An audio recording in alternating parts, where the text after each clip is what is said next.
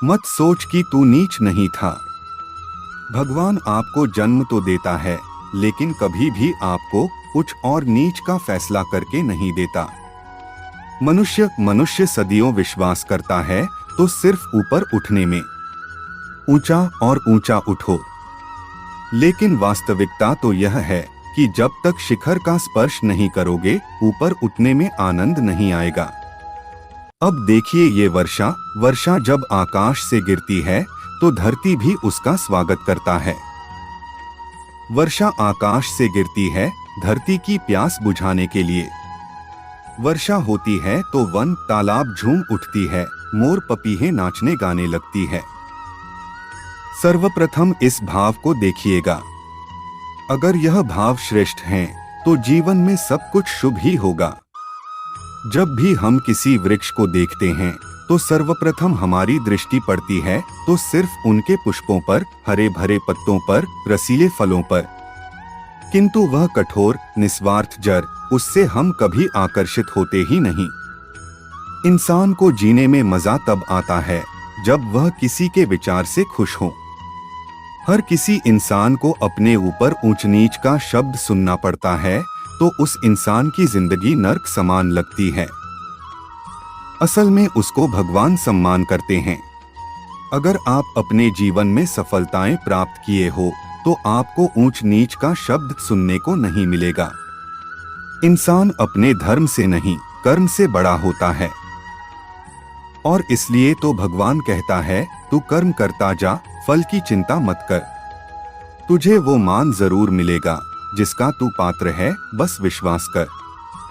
सागर कितना विशाल होता है, क्या नहीं कर सकता है।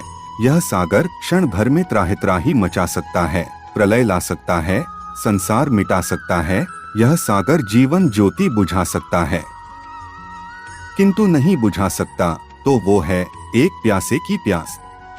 और दूसरी ओर है गागर, कितनी छोटी है, इसे गोपियां एक साथ 10-10 लेकर चल सकती है, किंतु यही छोटी गागर 20 की प्यास बुझा सकती है।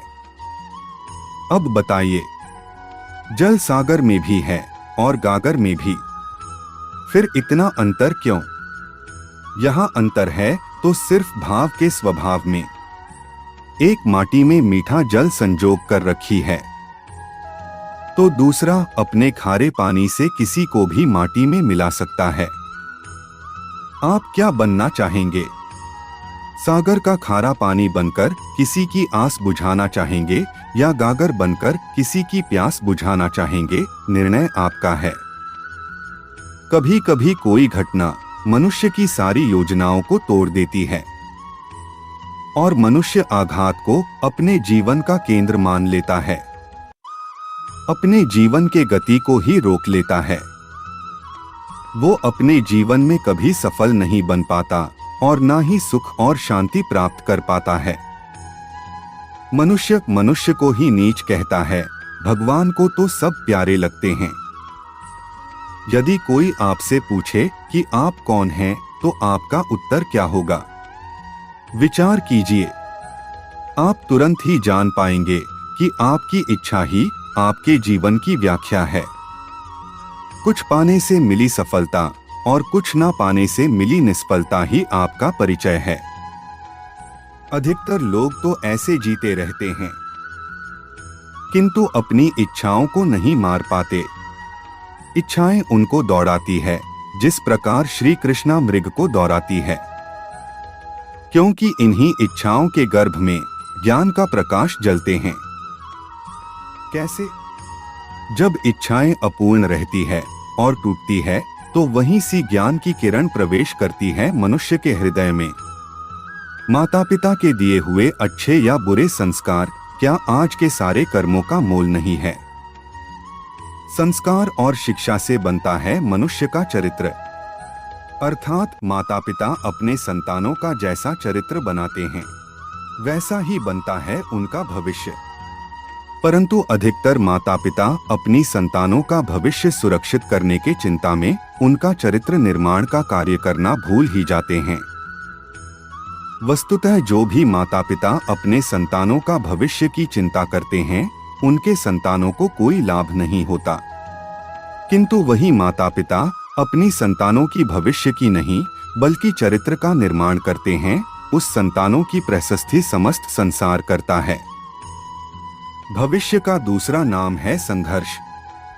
हृदय में आज की इच्छा होती है लेकिन पूर्ण नहीं हो पाती, तो हृदय भविष्य का योजना बनाती है।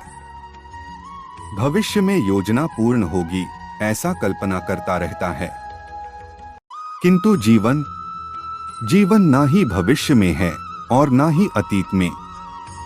जीवन तो इस क्षण का नाम है, क्योंकि इस क्षण का अनुभव ही जीवन का अनुभव है। पर हम जानते हुए भी इतना सा सत्य समझ नहीं पाते। या तो हम इन बीते हुए समय को घेर कर बैठे हैं या फिर आने वाले समय के लिए योजनाएं बनाते रहते हैं और समय बीत जाता है, जिससे आप अपने जीवन में ऊंच नीच स्वभाव पैदा करते हो, परंतु आपके ऐसा करने से कोई लाभ नहीं मिलता। इंसानों को केवल अपने जीवन में संघर्ष की योजना बनानी चाहिए। तो मित्रों, हमारे आज की प्रस्तुति आपको पसंद आया हो तो हमारे कृष्णवाणी यूट्यूब चैनल को सब्सक्राइब अवश्य करें और हमारे वीडियो को एक लाइक और अपना विचार हमें कमेंट बॉक्स में अवश्य लिखें। तब तक के लिए जय श्री कृष्ण।